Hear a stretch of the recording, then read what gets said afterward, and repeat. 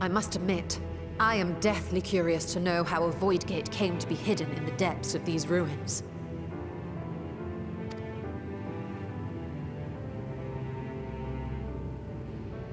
To tell that tale, we must first peer far to the south, and even further into memory.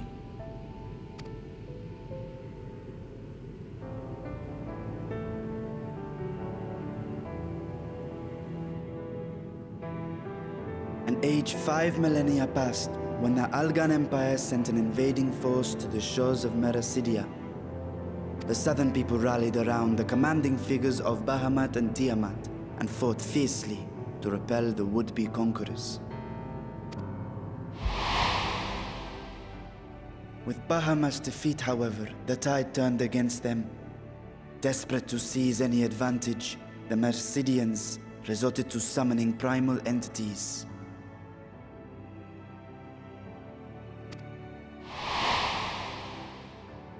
In response, Emperor Zande forged a covenant with the Cloud of Darkness, sovereign among the all-devouring denizens of the Void.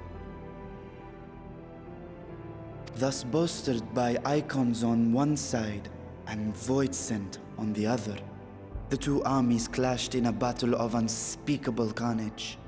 So much death, so much loss.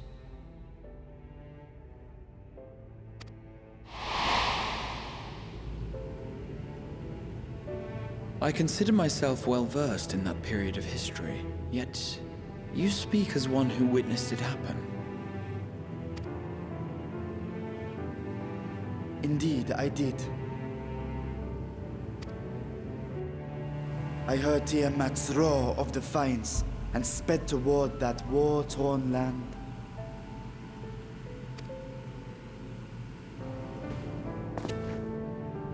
Along with my sibling, Ashdaya.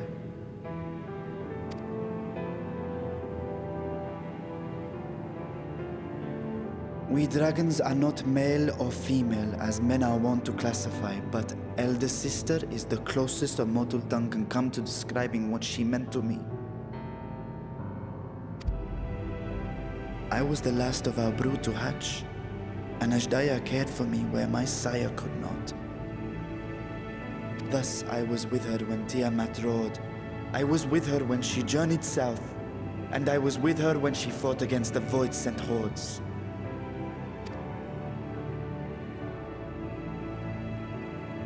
Yet no matter how many of their vile fiends we cast down, more rose from the abyss to take their place.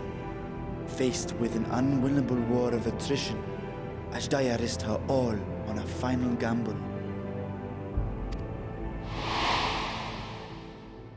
She plunged through the Void Gate itself to strike at the root of their strength.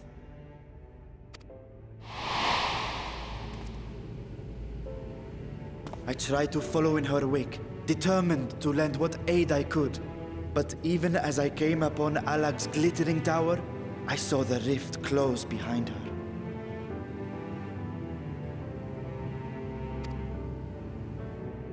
And Ashdaya has been lost to us ever since.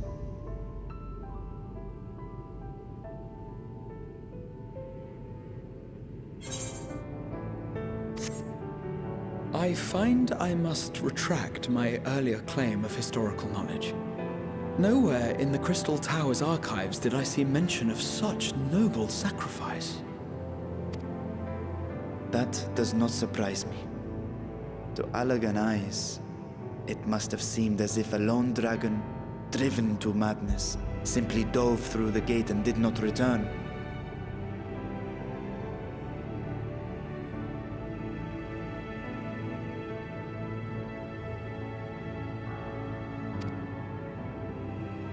For my part, I spent long years searching for the means to reunite with Ashdaya.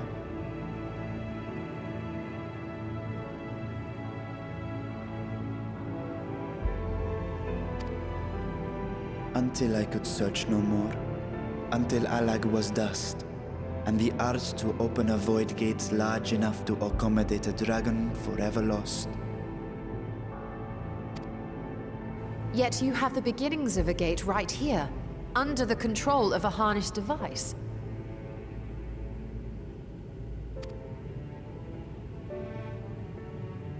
My discovery came before Radzat was founded. Though I scoured the lands for a method to cross the rift, it was beneath the sea that I chanced to find a natural planar fissure. It was, however, far too narrow to admit a worm's bulk. Only after our city rose upon the rock, and I could enlist the aid of our talented alchemists, did matters take a favorable turn. Their dedication was beyond reproach. Tirelessly they worked to expand the fissure, and after decades of toil, it finally grew to a size that a child might pass through.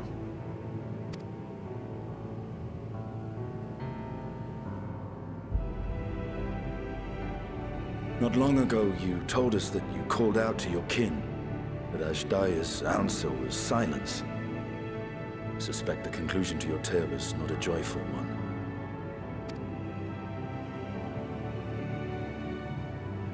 With hope in my heart, I used a simulacrum to cross the threshold. But no, I did not find her. What I found was a host of voidsent clamoring around the opening they had sensed.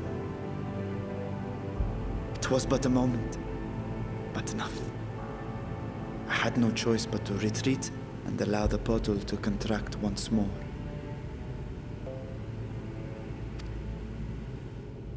The gate was a threat to your people. You had to decide between endangering Radzat and abandoning your sister. You chose the latter. 'Twas not that thy siblings scorned thy call. 'Twas that she was trapped beyond a barrier through which neither roar nor dragon may pass.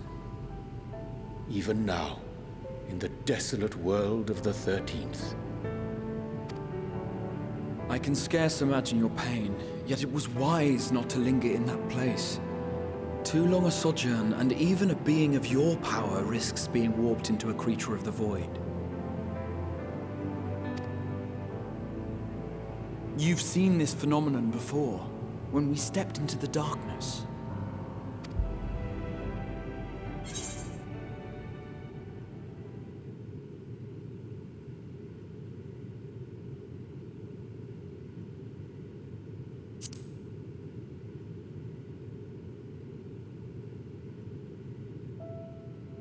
Turned purple? Well, yes. His wounds had allowed the void's corruption to enter his body and twist his ether. Had it been allowed to progress much longer, I presume he would have been fully transformed. Then there is little hope for Ashdaya.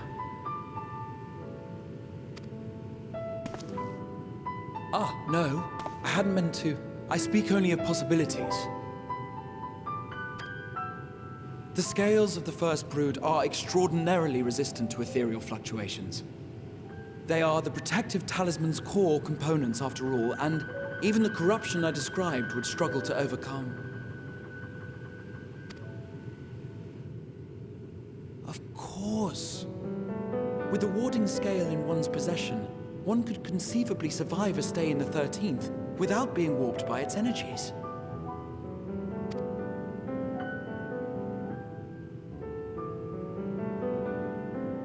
Be that as it may, it is too late to rescue my sister.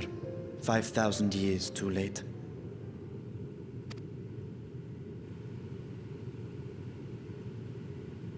And now countless others look to me for guidance and protection.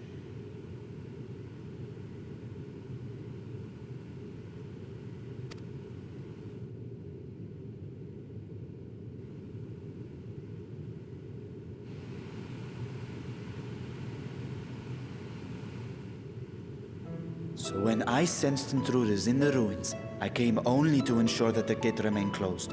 That, and to secure the treasure, of course.